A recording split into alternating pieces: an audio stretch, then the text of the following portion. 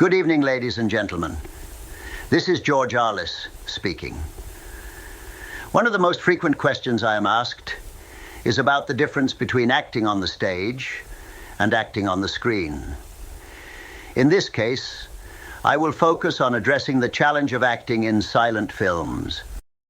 The first thing I had to learn on going into pictures was the fact that the most fleeting change of expression was caught by the camera and simply branded on the film, lacking dialogue to supplement my expression. I thought I would help the poor dear public to get some idea of what I was aiming to convey by rolling my eyes a bit and throwing in a few extra gestures. Then when I saw my test pictures, I was astounded to observe myself making terrible faces and waving my arms like windmills.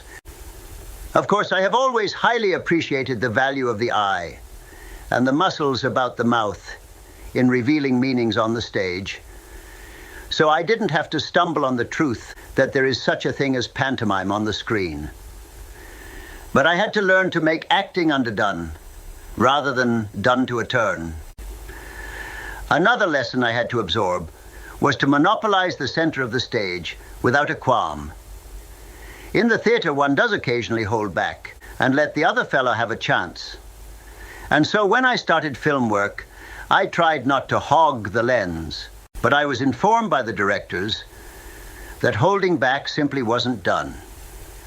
That in the absence of words to abet one, unless one takes the lion's share of the perspective and stays in the center, one might as well fade out of the picture to slow music. A habit which I had to overcome was that of turning away from the camera, instead of always keeping broadside toward it. I learned that quick horizontal actions of the hands or any part of the body were bad, while movements up and down could be snappier than any army salute. But on the whole, the director will generally regulate a screen actor's actions to the proper speed, so that he won't have to bother about his footwork as much as a prize fighter. What a film player does have to concentrate upon is visualizing his audience and remembering that he is playing for their benefit. Of course, on the stage, an actor must visualize his hearers to some extent at rehearsals, and even when performing, he must always be conscious of his audience. But in the studio, he must make it a specialty of his imagination.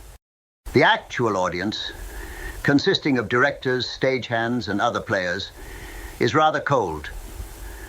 But at rehearsals on the stage, I became hardened to such auditors. Players of experience know that no matter how loud and hearty may be the laughter of stagehands at a certain bit, the audience will never drop a laugh at it. There are always surprises, the unexpected reception for a passage that you have paid small heed to at rehearsal. But on the whole, an actor knows what parts will score. And in moving pictures, he has to make it almost his mission. The feature I miss most in the studio is the chance to warm up to a part instead of walking into it and having it feel like cold potatoes. For spoken productions, one has the opportunity to rehearse for a month, to develop various bits of business that do not spring forth full-blown at the first trial, and consequently, after trying it out on the road for several weeks, one has settled comfortably into the skin of the part.